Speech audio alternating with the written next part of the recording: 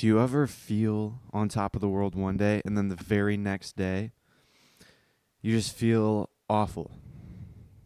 Well, I've actually had that in the past, especially when I started recording my podcasts, and especially once I started making major growth in my personal development journey.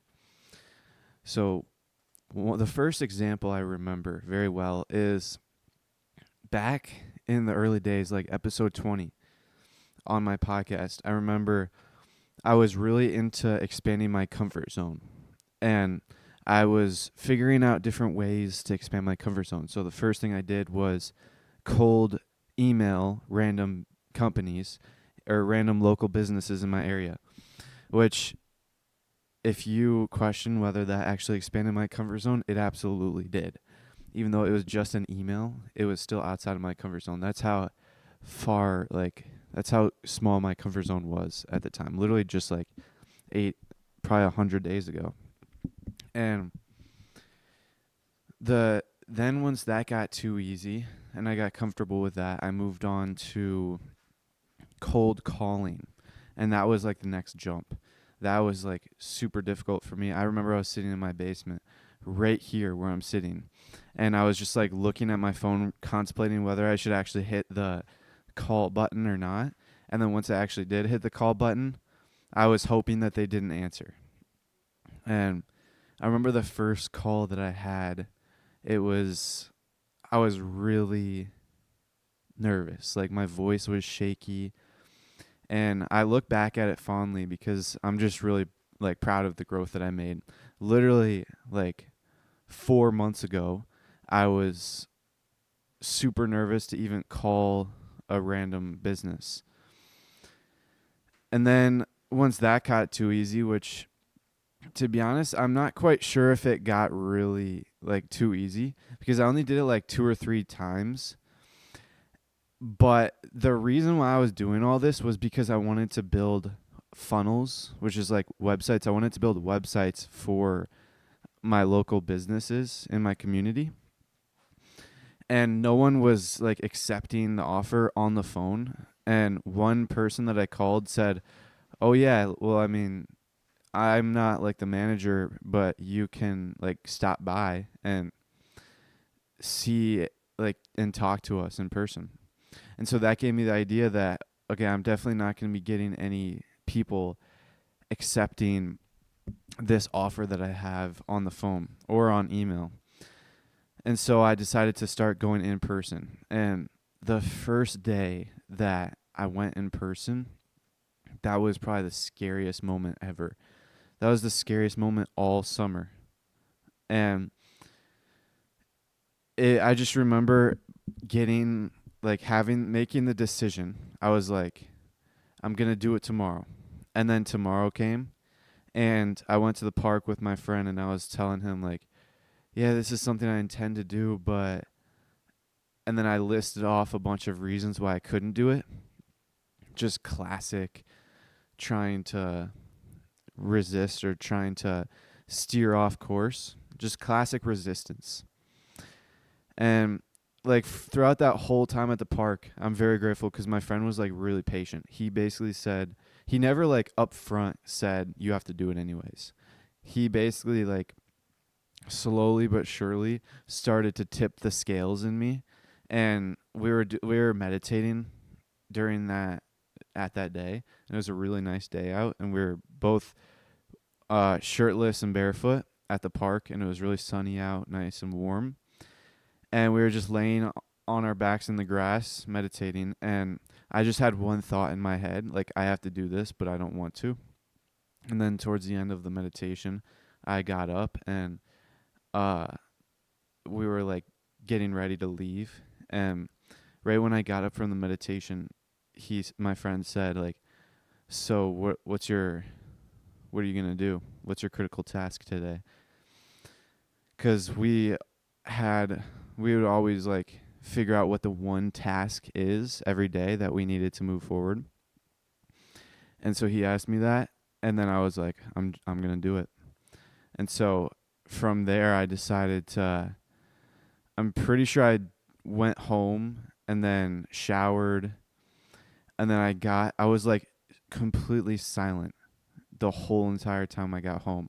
I remember my dad like talking to me, and I would give him like one word responses, and then like I was doing my preparation, like trying to figure out what that person's name was, try to figure out what business to even go to in the first place. And so after all was said and done and I figured out where I was going, it was this flower shop. And so I remember like figuring out their address and then getting all my stuff together, getting on my bike. And my dad was like, I'm pretty sure my dad said like, where are you going? And I was like, the flower shop. And then I just left. Like I didn't explain anything because I was just locked in. Like I knew that one moment of doubt and I would have just not done it. And so I was just avoiding that doubt at all costs and literally just not even thinking about anything except for doing it. And I was like shaking the whole time. And I remember when I told my dad where I was going, he was like, I was just like, I remember my voice was like terrified. And so on the bike ride there, I biked all the way down and I was like thinking, I was just so nervous. My feet, I remember one time my feet got like light, just because I was like getting really nervous and like my stomach was dropping sometimes. Super nerve wracking. And I made it there. I biked there and I arrived at the shop. It was a flower shop in my town, and I like tried to go in and there was a sign on the door. It said, "We're closed until like," and it gave a date, which was probably like 3 weeks later.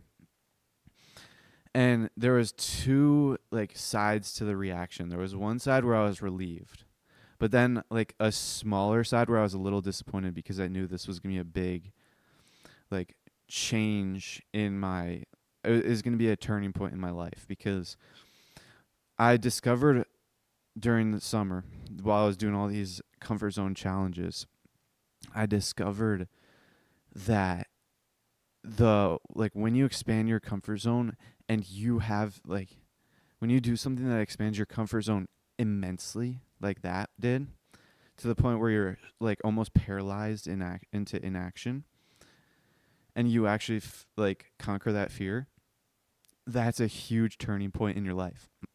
And so the like outside of me was relieved that I didn't have to do it. And then another side of me was disappointed. And to be honest, the disappointed was like way buried down inside of me. Like I was mostly relieved. And then I like walked around the corner trying to figure I was just walking aimlessly cuz I was like, well, should I go home and call it a day and do it again tomorrow, or should I actually go find another place? And so, after a little bit of contemplation, I decided to go find another place, and I found another flower shop just on the other side of town. And this time I biked all the way there, and I have like, I'm a really sweaty person, so, and it was hot out, and I was just sweating. I remember I was wearing a black shirt. I always wear a black shirt because I don't like I get really bad pit stains. So I always wear a black shirt to hide the pit stains. But because of that I have to wear gray shorts or white shorts because I like to have like opposite colors. And so I was like biking all the way down and I was already sweaty, but I had to bike all the way across town and I was just like drenched by the time I got there. I had to like quickly cool off. I locked my bike and then I was like looking at the place and I crossed the street over to it and I was just like so nervous. I remember like right when I got to the door and I knew that it was for real because I saw people inside, I like my stomach dropped so much and like I just lost all consciousnus. Not really, but it was almost as if my brain was just clouded.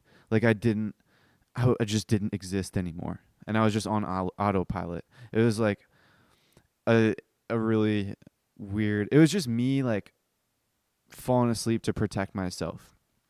And So I like walked in, and I remember like walking up to the person, and I was like, I knew her name, and so because I looked it up, and I was like, but there was like two workers there, and I didn't know which one was her, and so I was like, is Elizabeth here? And I was like extremely nervous. I was literally like shaking in my voice, and I was talking to her. Like the person I was talking to was the person I needed to talk to, and she was like, "Oh yeah," but she kind of, I could tell that she didn't really have any time because she was like dealing with a client or a customer, and so I waited for her to finish dealing with the customer, and then I like started to talk to her, and then I was talking, and I was just really nervous, and I just wanted to get out of there. Just wanted to get out of there. So what I did was I was just like, okay, well, can you like, do you want my email or my number? And she was like, yeah, sure. Um, or no, she asked me that because she didn't want like me there anymore, but she wanted to like end the conversation respectfully. And so she was like, oh yeah, can I just get your number? Because I'm a little busy right now.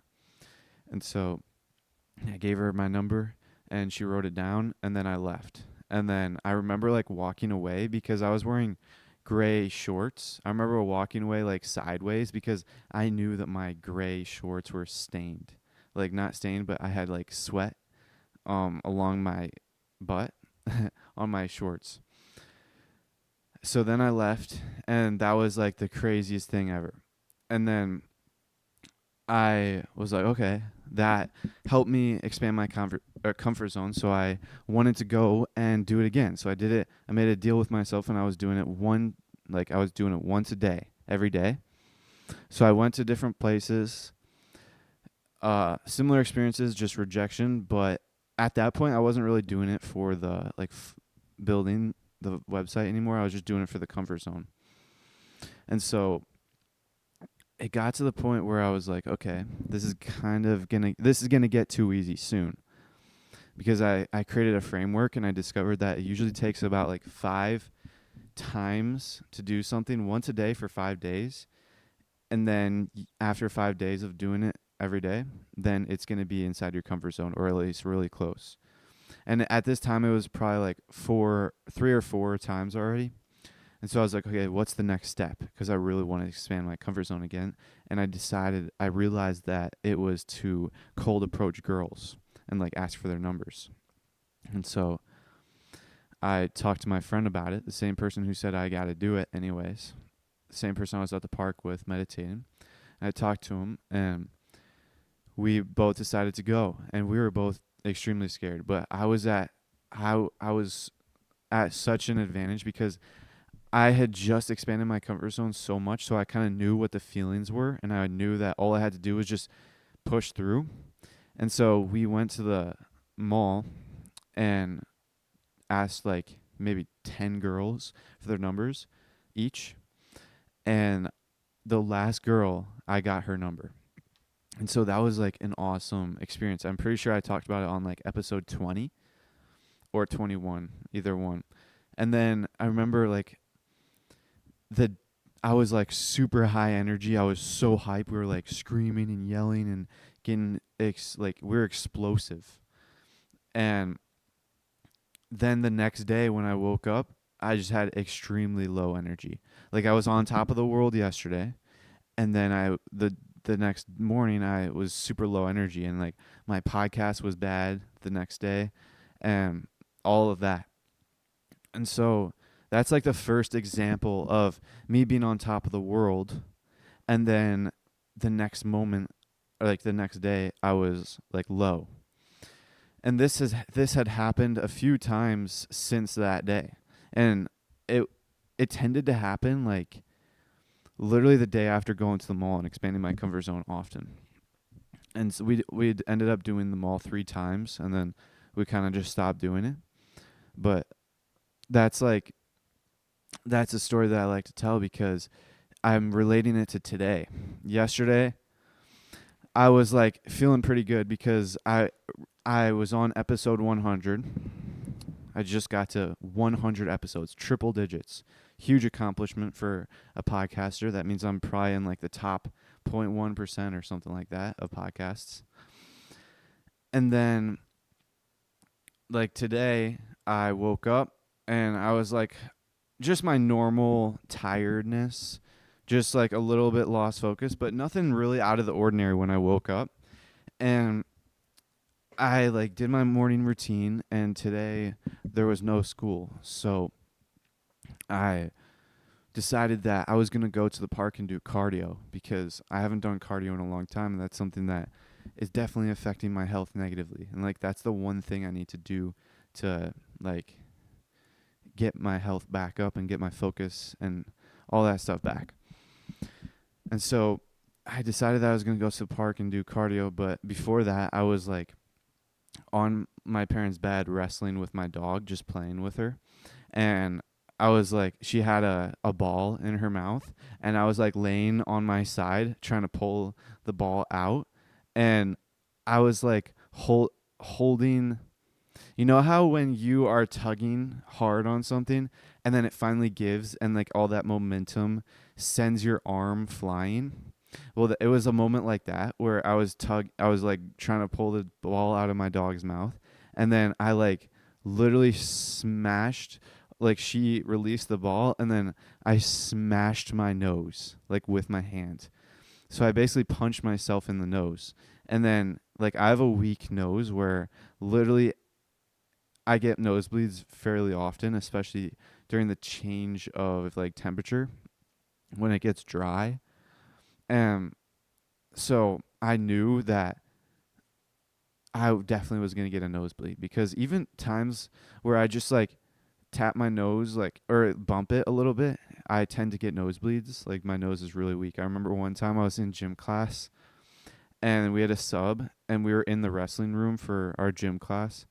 And so we were just doing nothing, and me and a group of like guys were getting like rowdy, and we I wrestled this one dude because everyone wanted to see who would win a match between me and this other guy in wrestling, and I had to prove myself. So we wrestled, and I ended up winning. But he like like bumped my nose on something and got a nosebleed, and so I had to like run to the bathroom. So like I have a really weak nose, and so going back to the story this morning when I like hit myself in the nose, I like knew that it was coming, so I instantly like started to hold my hand under my nose to catch like the blood, and ran to the bathroom, and the blood was gushing out. Like this morning, the blood was like actually gushing out, like more than usual. And so I was like I was like blowing it out, trying to like get it all out as quick as possible. And then I eventually like actually tried to clog it to actually get it to clog. And I was just sitting there for a few minutes, just like blood flowing out of my nose. And so eventually it ended, and I didn't really think anything of it. I just like cleaned up the area, and then I filled up my water bottle and then left to go to the park. And so I like I biked to the park. And then once I got to the park, I remember there was like moments where I was like feeling a little like dazed, but not really that bad. I just assumed it was because I was out of shape. And so I did my sprints.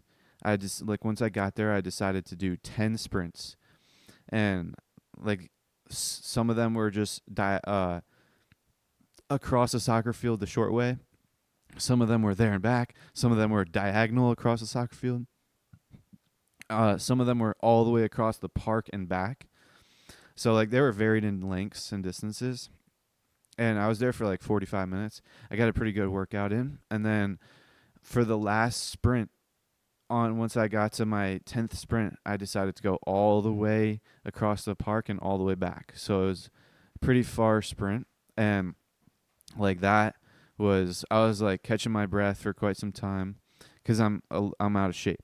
And so then I like this whole time when I was at the park, I just kind of felt like, you know, head rushes, like when you are laying down for a long time and then you get up too quick. I kind of felt like that, but it was just like instant moment. It was just like a zoom, and then it went back to normal. And I didn't really think much of it. And then I bike home from the park, and when I got home, I was like, I took a shower, my normal cold shower, and when I was in the cold shower, I just felt like not normal. It was weird because I just thought that I was like getting sick or something, because when I was taking my cold shower, it was cold, but I wasn't really feeling like, you know how when you take a cold shower, you can feel the shock and you can like feel it the whole time. Yeah, I felt it and I felt the shock, but it was just kind of like dimmed or dampened. And so I finished the shower and then I was like, "Oh my gosh." And I was like I was really tired. And so I like went into the back couch. It was like 10 o'clock at this time. I went to the back couch and turned on the heater, because we have like this portable heater that sends like heat out. And then I literally just sat there for like 2 hours, just sitting there thinking. I don't like use my phone, so, and I wasn't like reading or anything. I was just sitting there staring blankly at the heater. And then like I fell asleep, and I was falling asleep and then sitting there and then just laying there with my eyes closed, like all kinds of things. And I was just so tired to get up. And then when all was said and done, 4 hours passed. Like I was just, and I wasn't sleeping the whole time. I was just like laying there, kind of with my eyes closed. And then I was also just standing, like sitting there with my eyes open, just staring blankly in like deep thought or something like that. And so 4 hours passed, and I was like, okay, something's definitely up. And I was like, this whole time I thought I was getting sick, and my mind was like weak. My mental control was a little weak. So I wasn't really applying principles of transurfing. I was just kind of like indifferent. I wasn't really thinking negatively or positively. So I was just a little indifferent. So I was kind of applying transurfing principles, but not too much. And so I made it to, like, towards the end, I was like, what is going on with me? Like, what happened? Like, why am I so tired right now? And then this like thought instantly just popped into my mind, and I remembered about the bloody nose. And so I was like, oh, like maybe I lost a lot of blood. And so I have an Alexa on my back, like behind my back couch. And so I was like, okay. And I asked Alexa, um, what are the symptoms of like blood loss? And it was like dizziness, like, and yellowing of skin, yellowing of eyes. I don't think I had the yellowing of skin, and I didn't check my eyes, but I may have had dizziness. I wasn't really dizzy, but I was just like super dazed. And so from there, I just made the conclusion that I just had blood loss. I lost some blood, because I had an option. I could either say that I was sick, or I could decide that I lost some blood and I would just recover quickly. So I decided that I lost some blood. And I asked Alexa like what to do. I asked the Alexa like a few questions. I was like, what do you do after, or how do you recover from blood loss? And she said, you drink like more water, and then you eat foods high in iron. And I was already drinking more water, because I was just like, I didn't like know to drink more water, but I was already drinking more water. And at this point of time, I got up, like before I figured out about my, like, okay, go, let's rewind the story. I forgot to tell you that after 4 hours passed, I got up and started to cook my lunch, and it was burgers. And usually I have burgers and then chicken breast, but today I decided just to eat burgers, because I had been bulking for a few weeks straight now. And yesterday, or 2 days ago, I think I ate too much too quick. And so I had like that feeling in my stomach where it was like exploding. And then yesterday it carried on. And then this morning it carried on. So I decided to kind of eat less calories than normal. And so I just had burgers today.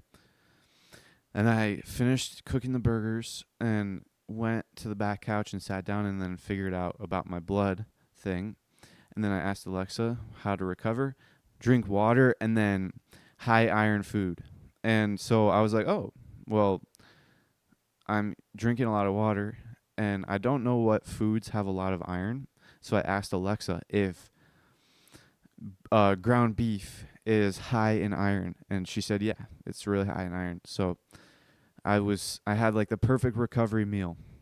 So I finished eating that, drank some more water, and I was still like super dazed, super like tired.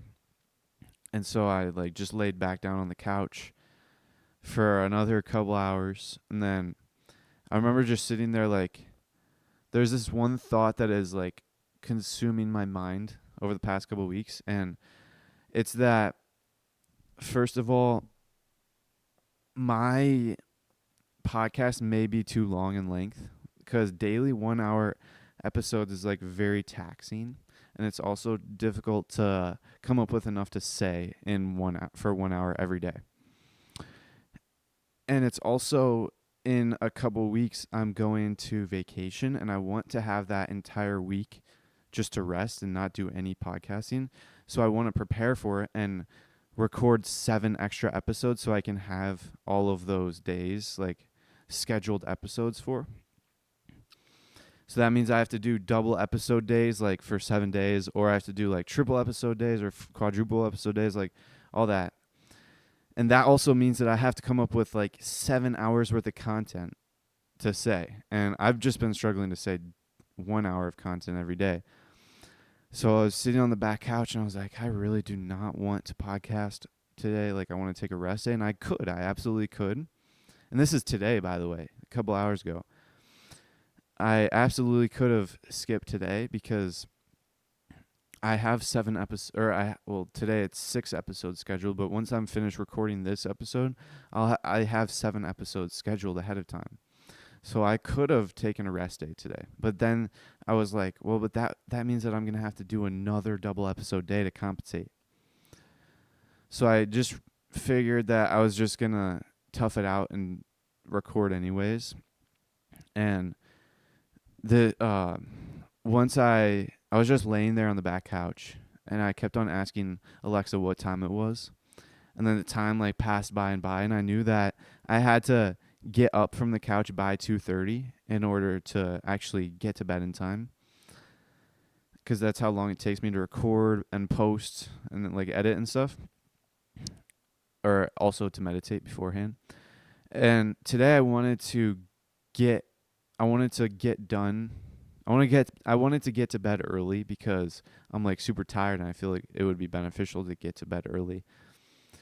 So I decided to get up at like 2:00 and I went to meditate, and it was actually a pretty good meditation. I was expecting my like brain to fall asleep the whole time, but it was the opposite. Like my body fell asleep perfectly. Like that was one of the deepest sleep that my body's been in meditation.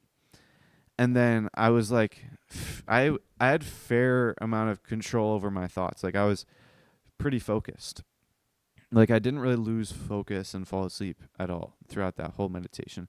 And it also helped that for the past like couple weeks, I've been doing the same tape on the gateway experience during my meditation. I've been doing the same tape over and over and over again, and I'm not doing it for like that specific tape. Like the tape is meant for asking questions to your higher self, but I always just use it just for my own purposes and ignore everything that Bob Monroe says. And so that kind of got like old, and I switched to the 1 month patterning today, and I went through that whole thing, and I was very like focused and concentrated. And so, mind you, this whole time I'm like still like lightheaded, or not lightheaded, but like dazed. And so it was just getting time to get out of the meditation, and I was like, okay, I know like my current state that my body is in. And so I got up, and I was like really slow with getting up because I didn't want to like get a head rush, and I didn't want to like mess, like I didn't want to hurt myself. So I got up very slowly, and I like sat down and um just got myself oriented, and then I stood up, and everything was still like a little dazed, and then I stood up, went into my closet to put my blanket and my pillow away. And I had like this moment of normalness, and then it went back to like dazed. And I was like, okay, I gotta go downstairs and record. And I was I walked downstairs and I was trying to figure out what to say for today's episode, because I always come downstairs and take some, like, write down some notes for what to say. And surprisingly, I actually came up with a lot of notes today, because I'm like, my TikTok is growing like linearly right now, so I'm gaining like 2 to 5 followers every day right now. As of recording this, I have 29 followers on my TikTok. And so I'm growing linearly, and that means that I'm getting some comments and some likes. And a lot of the times I go on my TikTok and check the comments for inspiration on what to say for today's episode. And there was one person who posted or commented on one of my episodes where I was talking about limiting beliefs, and she asked like for more limiting beliefs. And so that is what I'm doing right now. And let's get into the limiting beliefs, because I just talked about the first two things of notes, and then the last thing of note is all about limiting beliefs. So the way I define limiting beliefs is beliefs that one has that limits their success. So just think about that. If you have certain beliefs, and beliefs are something that like more or less you choose to maintain and you choose to have. Like you have some control over your beliefs. It may take a little bit to actually overcome them and acquire new ones, but like you definitely can change your beliefs. And so if you have beliefs that are keeping you down, like there was one concept that I talked about I don't know how long ago, but I talked about it on my podcast before. I basically drew a big circle on a piece of paper, and I said, like, that's your limits. Like, that's your true capacity, like that big circle. And let's say that's like 100 meters in diameter. So it's 100 meters wide.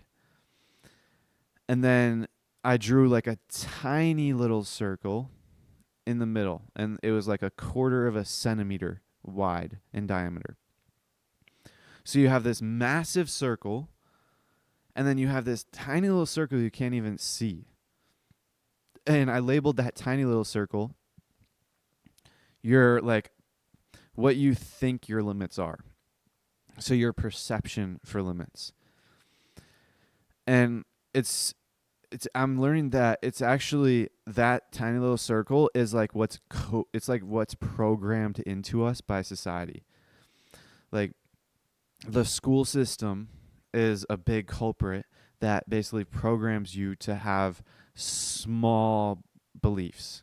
And so if you have that tiny little circle is what your current like beliefs think you're capable of, and then that massive circle is what you're actually capable of, that means that you have limiting beliefs that are limiting like 99.9% of your potential.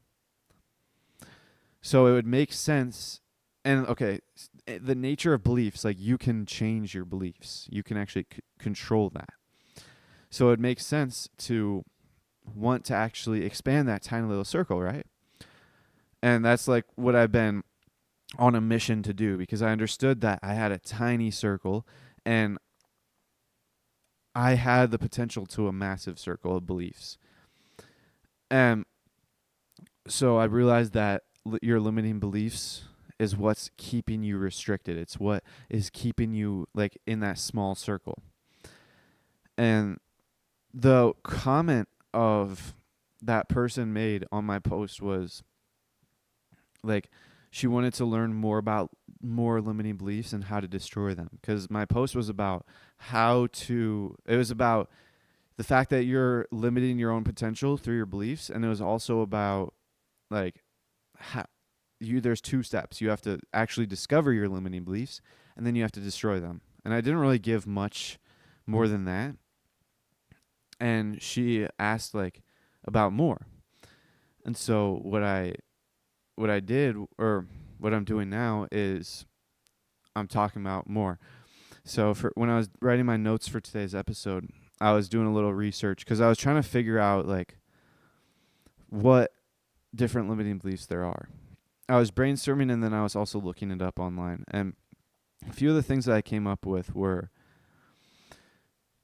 the fear of is a limiting belief. So like fear of death, failure, or rejection. That's a limiting belief. So going back to the story of how I went to the mall and like asked for girls' numbers, like the fear of rejection is something that tends to like be a big preventer for people actually doing that. Now, I was aware that I didn't really care about success in that case. It was just for the comfort zone. So I'm not quite sure what my fear was. Maybe it was just like fear of death because it was something foreign, and it was like your limiting beliefs are like a survival mechanism. You have them to keep you alive. Like your brain thinks that it's actually helping you to survive. And so it could potentially be my fear of death kicking in that prevented me from actually walking up to a girl and asking for her number. So, and it may sound like crazy because the fear of death is like quite a big thing just for a small little action like that, but that's how it works. And like I said, society like implants all these limiting beliefs. Fear of death is one of the big ones. I was reading a book about like dying called Die Wise, and I only got like a third of the way done. And I was talking about it on episode 99. And I remember it may potentially be because I couldn't handle that book yet. But that's fear of death. And fear of failure, it's actually kind of ironic because a lot of times people don't do something because they're afraid of failure. But when you don't do something, you're failing inherently because you didn't do it. So you didn't even have a chance. Like there's a quote that is very popular. It's like you miss 100% of the shots you don't take. So imagine like you're in a basketball game and you're just dribbling around and you have a shot ready and you decide not to take it because you have a fear of missing it. Well, that fear of failure is like preventing you from actually taking that shot. And it's like a survival mechanism. It's like, oh, if I fail this, maybe I'll die.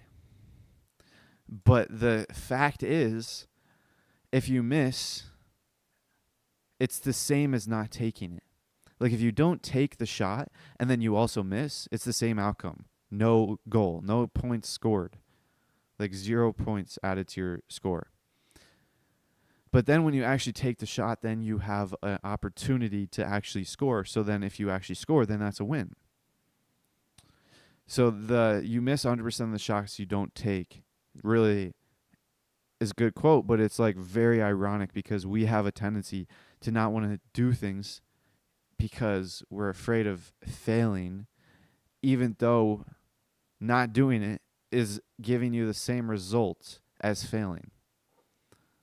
So you're inherently failing if you don't do something because of the fear of failing.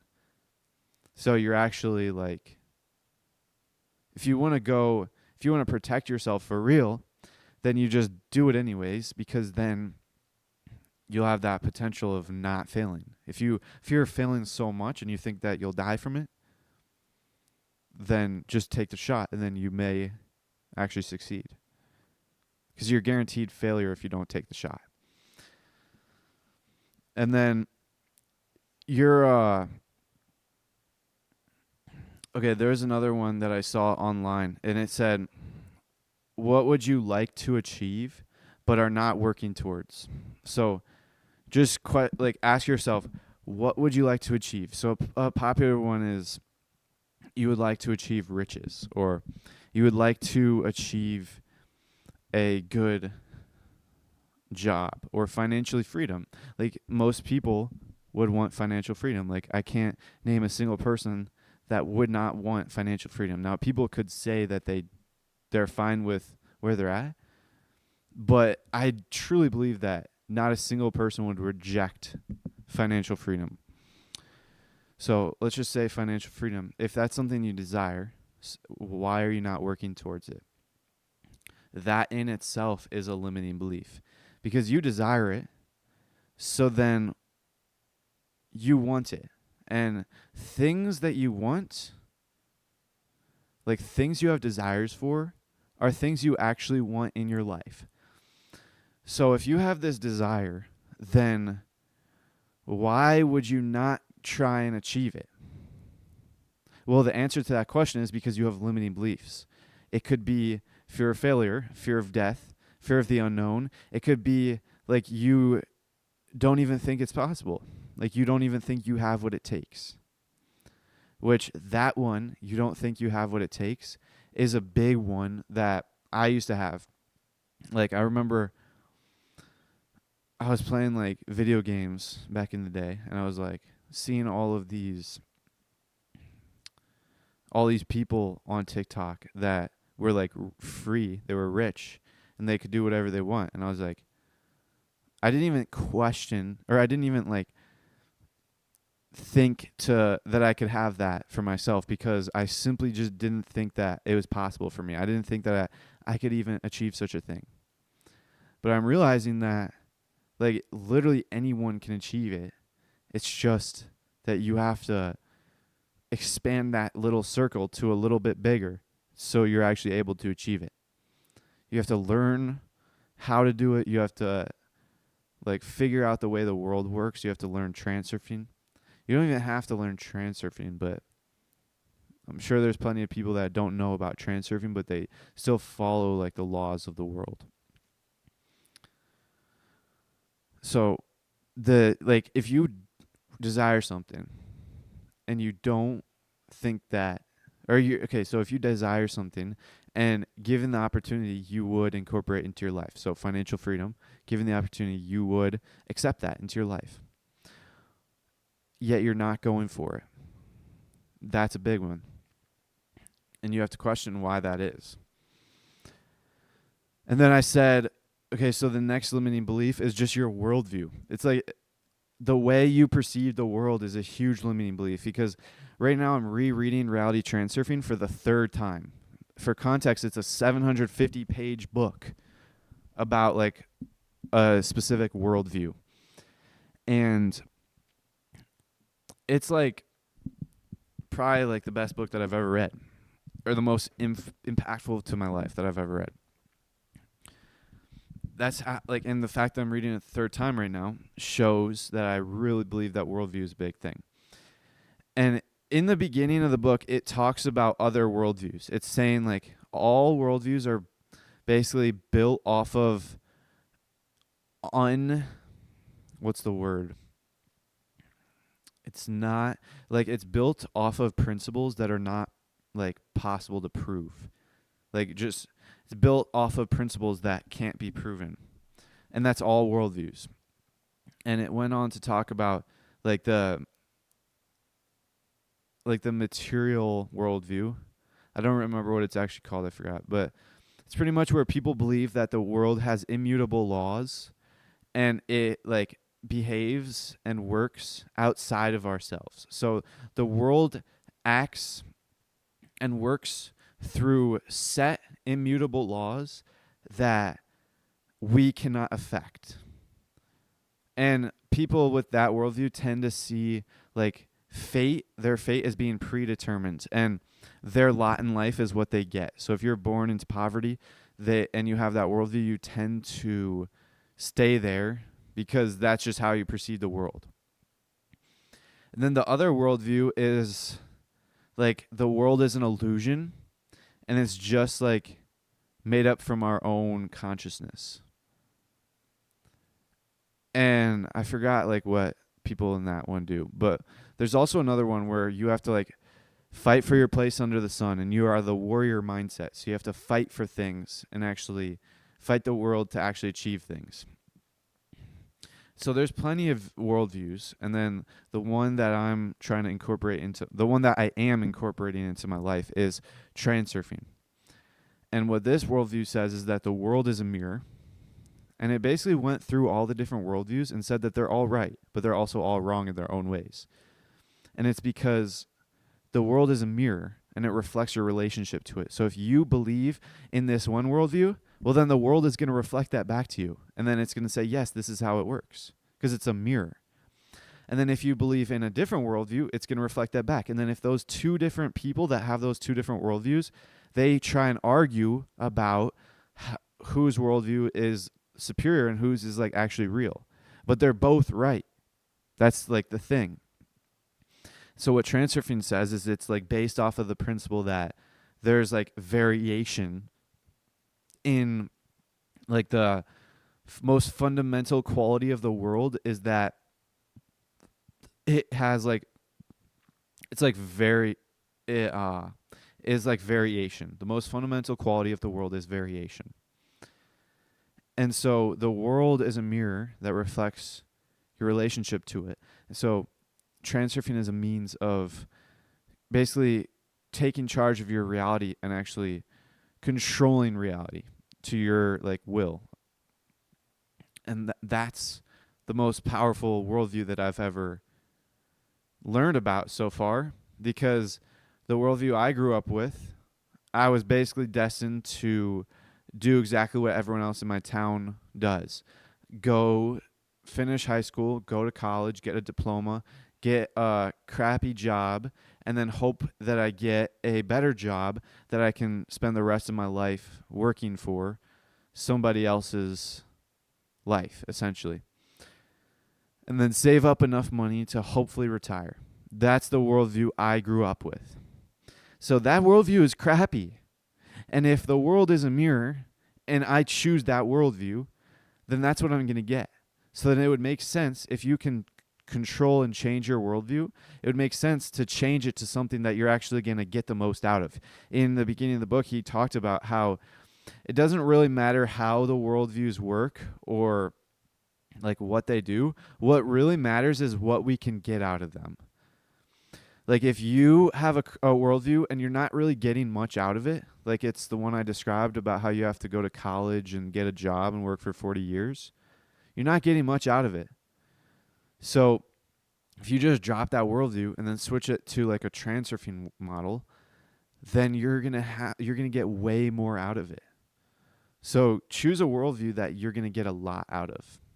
And for me right now, that's transurfing, because to be honest, transurfing is the only worldview that I've really learned about, because I'm really early in my life. I'm only 18 years old, and I'm also really early in learning about worldview in general. And transurfing was just the first book that I stumbled upon about worldview. And to be honest, I wasn't even like intending to learn about worldview. I was just trying to learn about how to I was trying to learn how to improve your mind. That's how little I knew at the time. So that's a big limiting belief, your worldview. Okay. And then the next one I said is your perceived skill in anything. This is one that I have that I'm trying to destroy at the moment. Even today, in today's episode, I mentioned that I may it may be too much to record daily 1 hour episode podcasts.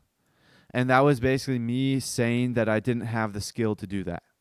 So that's my perceived skill in podcasting. And then there's another thing. I may have aphantasia, which means that you can't really you can't really visualize. So I'm kind of blind in the mind's eye. So whenever I try to visualize, I don't really see anything. It's just blackness. But I can kind of feel things, and I can kind of feel the energy of things. So I can visualize in a sense, but not see things. When I meditate, it's just black. But at times there are little let's not get into that. But pretty much that is a limiting belief that I have. My perceived skill in meditation. Right now I'm working on the gateway experience, which is meditating so deep that you actually realize that you're more than your physical body and you can like explore your consciousness. And the limiting belief that's deeply ingrained in me is the thought that I can't actually do the gateway experience because don't have the skill to be able to visualize. So that's a limiting belief that's preventing me from success. And so that's what I'm trying to fix at the moment. And then as well as, what does that even say? Oh, TikToks. One thing, you may have a limiting belief. If you're trying to get good at social media, you may have a limiting belief that you're not good at recording TikToks. So that's another thing. Okay, and one like personal thing that I've learned about is there's a limiting belief that people have when they're trying to get into podcasting or content creation in general. They believe that it's a crowded market and that you're not going to be able to like carve out your own niche. That's a limiting belief because it prevents you from even starting in the first place. Also like identity statements like I am bad at, I will never see success, I don't have enough to say. Like I am. Like all these identity statements. One of the things that one of my limiting beliefs is I say I don't have enough to say during my podcast, which prevents me from recording daily 1-hour episodes, which is just a limiting belief. Okay, now that I spent like 30 minutes talking about different limiting beliefs that you could have, the second part to the person's question on the TikTok was, how do you overcome them? Like, how do you destroy your limiting beliefs? And so, to be honest, I didn't really know how to. I just assumed that it goes along with the inner work. Like, you got to just learn about it and then become conscious of it and then just do brute force, and every single time you become conscious of it, you like don't say that anymore. And so I wasn't really comfortable with just saying that, so I looked it up, and I looked up how do you overcome limiting beliefs? And there's 4 steps. The first step is you become aware of them.